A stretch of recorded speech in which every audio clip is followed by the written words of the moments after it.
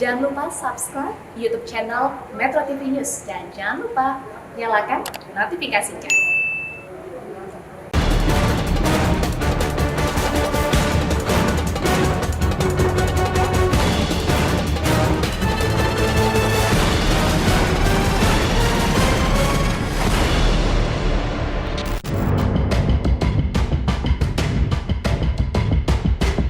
Kelompok kriminal bersenjata di Papua kembali mempertontonkan perbuatan amat biadab.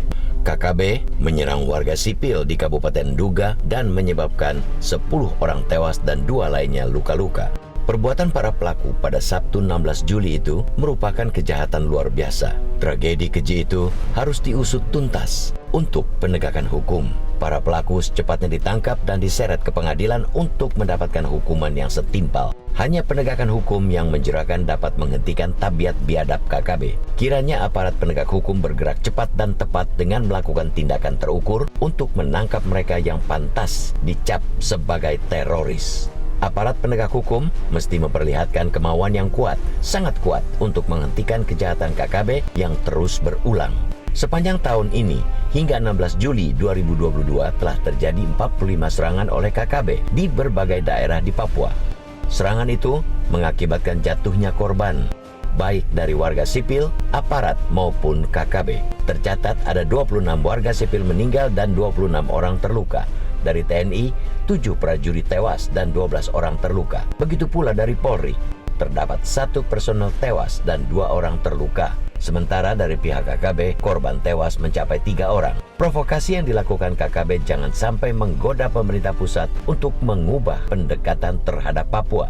Pemerintah sudah mengubah pendekatan tempur dengan pendekatan teritorial. Kesejahteraan masyarakat yang menjadi fokus dalam instruksi Presiden Joko Widodo nomor 9 tahun 2020 tentang percepatan pembangunan kesejahteraan di Provinsi Papua dan Papua Barat. Sudah banyak yang dilakukan pemerintah pusat untuk membangun Papua. Sejak 2002, otonomi khusus diberikan untuk daerah itu. Kebijakan tersebut membuat triliunan rupiah dikirim ke Papua. Warga provinsi itu berhak mengatur dan mengurus kepentingan masyarakat berdasarkan aspirasi dan hak dasarnya. Undang-Undang Otonomi Khusus Papua sudah direvisi pada 2021. Pemerintah dan DPR baru saja menyetujui pembentukan 3 provinsi baru di Papua. Kebijakan di bidang legislasi itu dalam rangka melindungi dan menjunjung harkat martabat, memberi afirmasi, dan melindungi hak dasar orang asli Papua baik dalam bidang ekonomi, politik maupun sosial budaya. Tidak hanya itu, Presiden Joko Widodo juga belasan kali mengunjungi Papua hanya untuk memastikan pembangunan jalan Trans Papua dan kebijakan penyediaan bahan bakar minyak satu harga. Jika pemerintah pusat sudah banyak memberi untuk Papua, akan tetapi kekerasan masih saja terawat dengan baik di tengah masyarakat, pasti ada yang sangat mendesak untuk dibenahi. Perlu dicarikan langkah terobosan untuk menghentikan siklus kekerasan di Papua. Sudah tiba waktunya pemerintah pusat mendengarkan dengan sungguh-sungguh keinginan masyarakat Papua. Karena itu, dialog perlu dilakukan secara jujur dan lebih luas dengan warga Papua, termasuk generasi mudanya. Kiranya dialog damai dijadikan sebagai strategi utama penyelesaian siklus kekerasan sekaligus pembuka jalan untuk isu-isu lain seperti ketidakadilan dan diskriminasi. Lewat dialog itu pula bisa diseimbangkan pendekatan kesejahteraan dengan pemenuhan hak sipil masyarakat setempat. Semua upaya mesti dilakukan untuk menghilangkan trauma warga Papua terhadap kekerasan. Mereka menjadi korban sekaligus saksi hidup siklus kekerasan tanpa ada ujung yang terus memakan korban jiwa. Terima kasih Anda masih bersama kami di Editorial Media Indonesia. Mas Jaka dan juga pemirsa, saat ini kita sudah terhubung melalui sambungan telepon dengan pengamat terorisme Ridwan Habib untuk membahas langsung tema Editorial Media Indonesia hari ini, memutus siklus kekerasan di Papua. Selamat pagi Mas Ridwan, salam sehat Mas. Selamat pagi Mbak Eva. Baik, Mas Ridwan, pemerintah sudah menetapkan KKB Papua ini sebagai teroris. Nah, bagaimana seharusnya penegakan hukumnya agar bisa memutus siklus kekerasan di Papua, Mas Ridwan? Ya, ini sangat disayangkan ya, kejadian Sabtu kemarin. Ini bagian dari rangkaian serangan yang tidak berhenti dari KKP KSP Papua. Sejak bulan Maret mereka menyerang marinir, lalu bulan lalu menyerang bandara, dan sekarang menembakin warga sipil.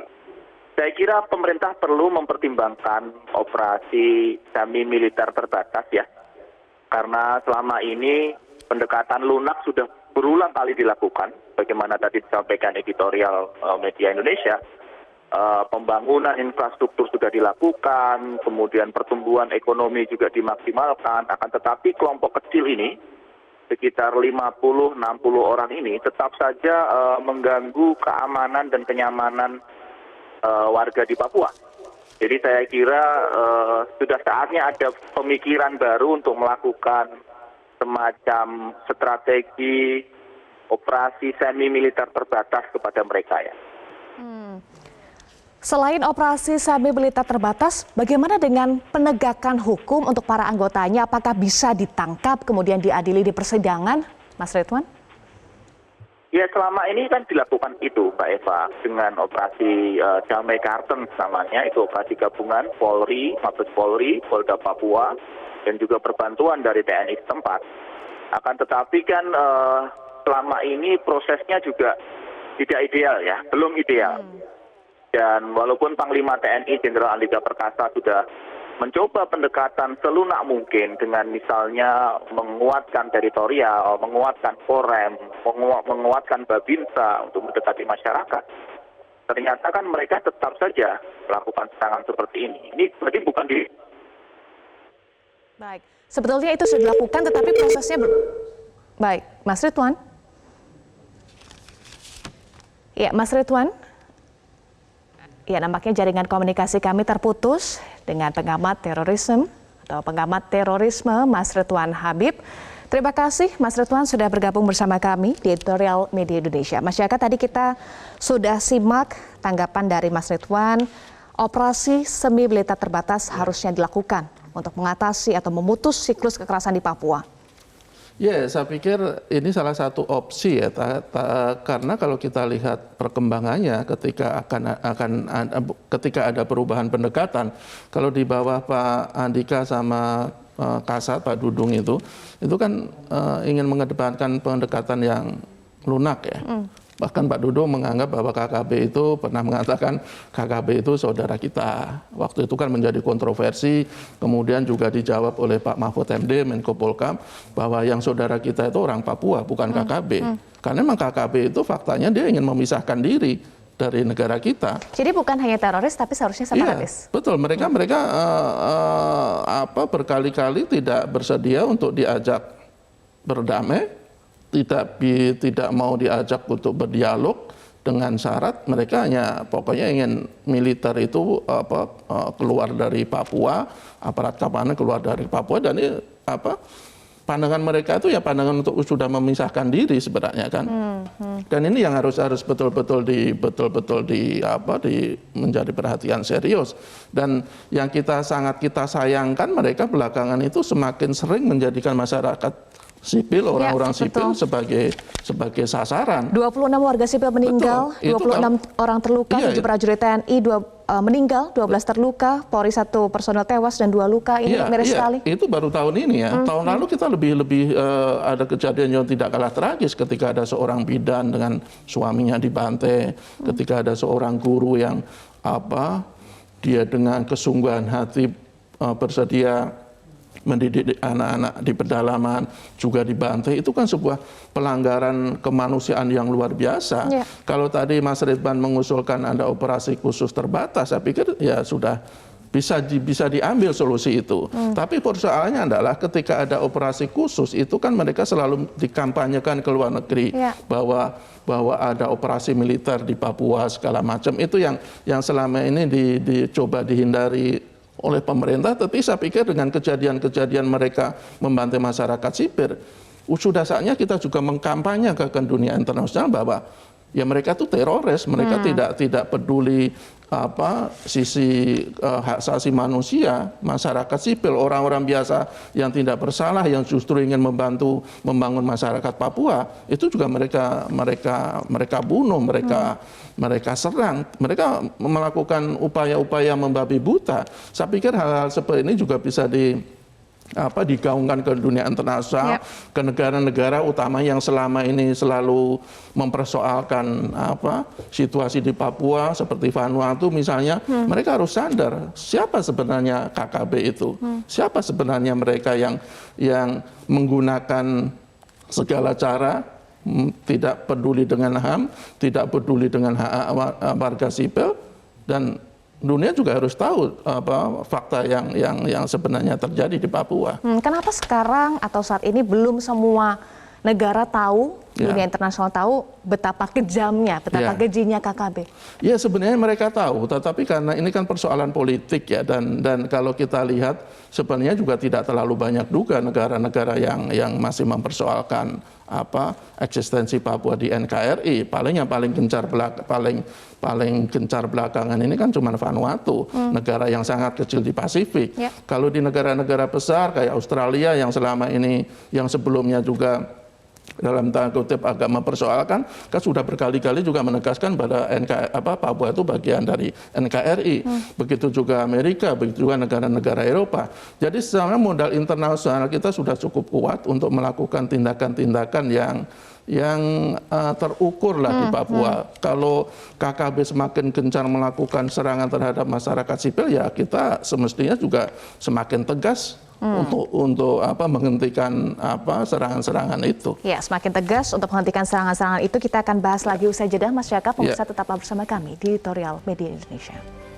Anda kembali di Editorial Media Indonesia, Mas Jaka dan juga pemirsa. Saat ini sudah terhubung bersama kami beberapa penelpon. Kita langsung akan sapa. Yang pertama Pak Ondo Slitonga dari Bekasi, Jawa Barat. Selamat pagi Pak Ondo, salam sehat Pak.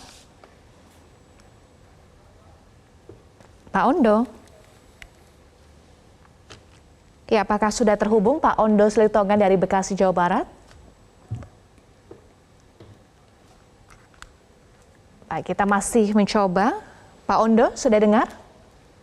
Sudah. Baik, oke. Silakan Pak Ondo, selamat pagi, salam sehat. Salam sehat Bu Eva. Dari penamaan aja kita sudah berubah-berubah ya. Dulu itu namanya OPM, Organisasi Papua Merdeka, kemudian kelompok teroris, sekarang KKB. Kok sulit dituntaskan? Saya bertanya ini, bolak-balik kita sebenarnya terjadi penembakan terhadap rakyat kita. Mungkin menurut saya ada oknum dari polisi atau TNI yang jual senjata ke mereka. Mungkin ada rakyat sipil yang mendukung buat makan mereka. Mungkin ada oknum Pemda yang support mereka. Mungkin ada negara PJ yang jual senjata ke mereka. Lantas dari mana duitnya? Itu kan menjadi pertanyaan. Kalau selama Jokowi pendekatannya sudah cukup baik ya, dari segi infrastruktur, sudah dari kesejahteraan, kemudian juga baru aja juga dibangun 3 provinsi baru di situ, selatan, tengah, dan pegunungan. Perlu pengawasan menurut saya untuk titik-titik, jangan hanya titik mereka turun menyerang rakyat, tapi titik-titik rakyat yang naik mendukung mereka itu juga perlu diawasin. Karena saya yakin itu ada. Bagaimana mereka bisa eksis sampai sekarang kalau tidak ada yang dukung. Jadi perlu ditingkatkan intel. Kemudian saya mohon ini, Pangdam dan Kapolda Papua, kebetulan Bapak Tahi Silitonga, itu dapat melakukan pengamanan terhadap rakyat yang ada di sana, supaya tidak terjadi berulang-ulang pembunuhan terhadap rakyat kita yang ada di sana. Demikian, terima kasih. Baik, terima kasih Pak Ondo Slitonga dari Bekasi, Jawa Barat. Berikutnya Pak Ihwan dari Jember, Jawa Timur. Selamat pagi Pak Ihwan, salam sehat Pak. Selamat pagi Metro. Begini ya, bahwa kekerasan di Papua itu dipimpin oleh KKB sekarang ya. Nah, sebenarnya itu termasuk kejahatan kemanusiaan yang luar biasa. Jadi pendekatannya untuk mengatasinya itu harus juga bersifat represif. Dan represif ini pendekatannya adalah keamanan. Jadi kalau polisi nggak bisa mengatasi itu. Nah, tapi pada saat yang sama kita juga harus melakukan persuasif edukatif. Dan persoalan-persoalan Papua ini sangat kompleks yang kaitannya dengan sosiokultural, sosiopsikologis, dan sosioreligiositas. Sehingga ada kalau perlu dibentuk tim khusus untuk menangani persoalan-persoalan ini. Karena ini sudah berlarut-larut dan panjang. Jadi tidak bisa pendekatan KKB. Ini persoalan separatis. Kalau separatis itu musuh negara. Musuh negara itu siapa yang mengatasinya? Ya TNI. Bukan Polri, itu menurut pendapat saya. Nah, oleh sebab itu, maka pembangunan nasional di sana tidak akan berjalan selama keamanan itu tidak terjamin di sana. Dan keamanan tidak terjamin karena mereka dipimpin oleh separatis. Ada hubungan antara KKB dengan masyarakat sekitar di Papua itu. Nah, ini yang menjadikan pelajaran berharga bagi kita dengan peristiwa yang ada di Aceh pada waktu itu. Nah, sekarang kita mendekatinya ya harus represif itu. Jadi TNI harus main, tapi dengan ketentuan-ketentuan tertentu, ya, karena ini persoalan separatis, dan separatis itu musuh negara, bukan sekedar teroris, itu bukan. Saya kira begitu. Terima kasih. Baik. Terima kasih Pak Ihwan dari Jember, Jawa Timur. Berikutnya Pak Sukarwan dari Temanggung, Jawa Tengah. Selamat pagi Pak Sukarwan, salam sehat Pak. Sehat Mbak Eva, selamat pagi Metro. Pagi, silakan Pak. Gini Mbak, saya setuju dengan yang disampaikan penelpon kedua. Jadi intinya ini tidak lagi teroris. Ini adalah pokoknya pengacau negara NKRI. Jadi antara polisi dan tentara harus maju bareng ini. Ini kan saya tuh ngamati lagi-lagi ada penembakan, ada pembunuhan. Ini kalau bahasa di daerah saya kan ngece itu ngenyek itu menghina, ngece kan sama NKRI ngece. Ini kalau dibiarkan berlarut-larut bisa bahasa daerah saya keririan jadi gerojogan. Ini mesti ada tukongnya. Nah, KKB itu punya senjata mutakhir, dari mana dia beli atau minimal dari mana dia dapat akses dan senjata. Ini pasti ada yang memodali. Yang memodal itu bisa ada orang Indonesia juga atau negara lain atau dua-duanya. Karena Irian Jaya yang sekarang katakan Papua itu kaya sumber alam, siapapun ingin menguasai. Kalau ini sudah harga mati NKRI ya apapun harus kita pertahankan. Kalau perlu selesaikan secara Mike Tyson. Blak habis semua pengatur-pengatur itu, jangan takut dengan HAM. Sekali lagi selesaikan secara Mike Tyson saja. Gitu. Saya marah ini. Ngece ini KKB itu nyek pembina. Oke? Baik. Terima kasih Pak Sukarwan dari Temanggung, Jawa Tengah. Mas Jaka, tadi kita sudah simak KKB ini ngece, nyek negara. Mas Jaka. Iya, saya pikir ya fakta memang begitu ya. Artinya ketika pendekatan yang dilakukan oleh negara itu ingin pendekatan yang soft, yang lunak, mereka justru semakin keras. Faktanya kan seperti itu. Jadi kalau akhirnya rakyat kita ya, seperti yang disampaikan beberapa penelpon agar negara kita lebih tegas, ya emang sudah seharusnya.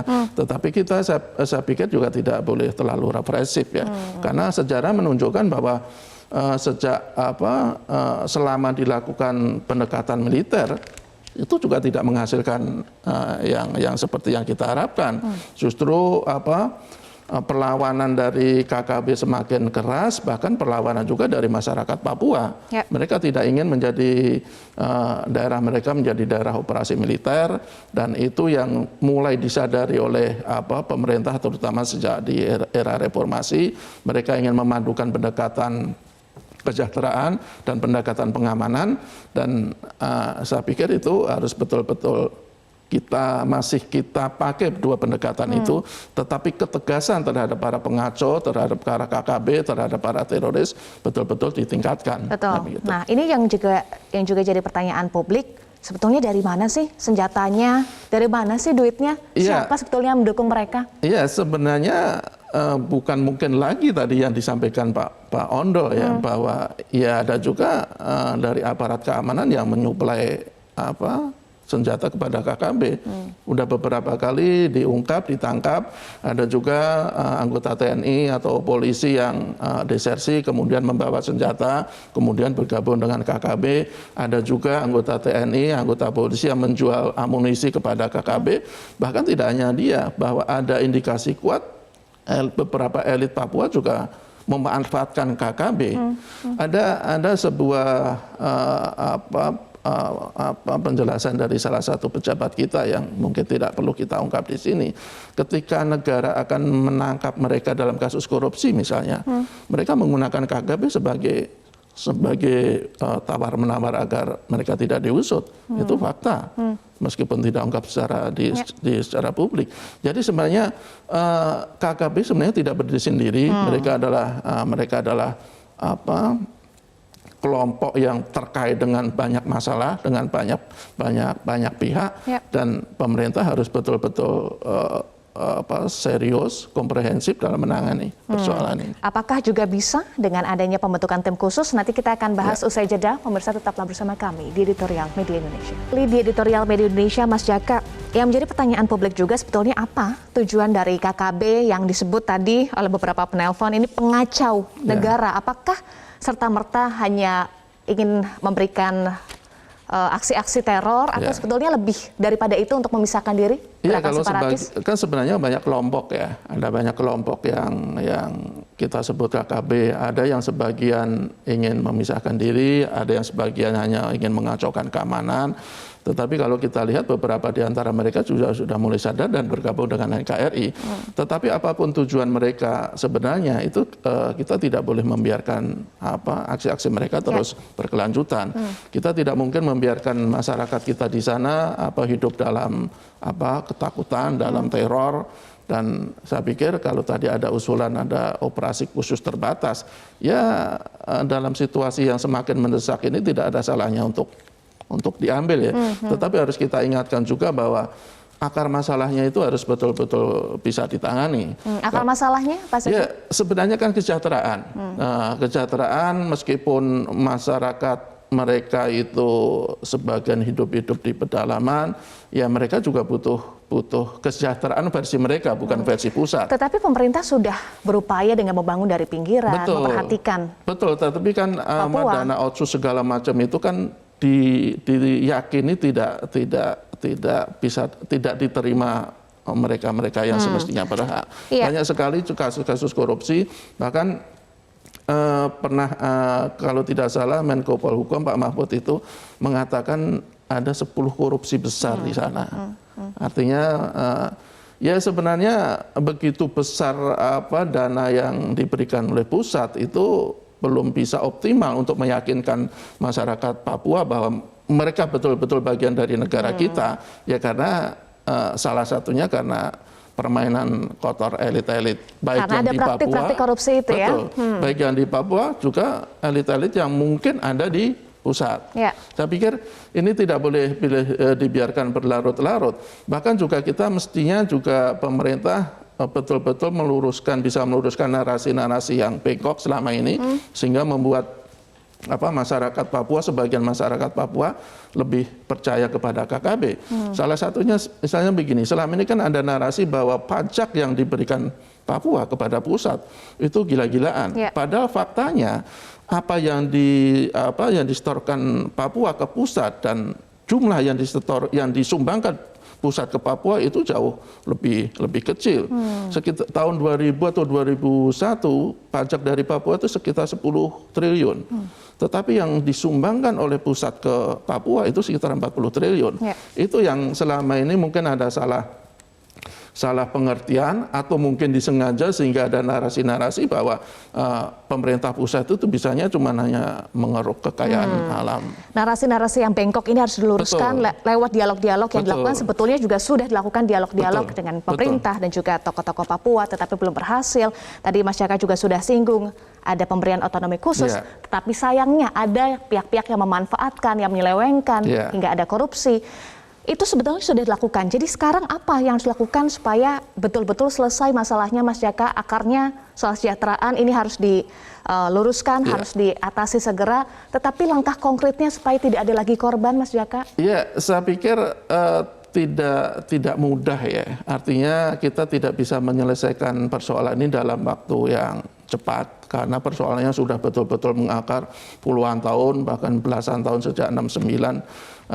Tapi saya pikir apa yang dilakukan pemerintah itu harus betul-betul konsekuen dijalankan di lapangan. Sekali lagi dua pendekatan yang harus betul-betul dipadukan.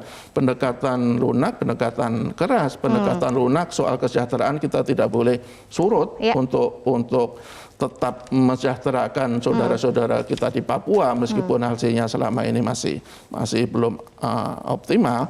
Tetapi pendekatan keras itu juga tidak boleh terus dikesampingkan. Operasi stabilitas terbatas dan juga bagaimana dengan tim khusus? Betul, tim khusus saya pikir belum saatnya ya. Saya pikir kita juga masih bisa mempercayakan kepada aparat keamanan kita yang ada di sana.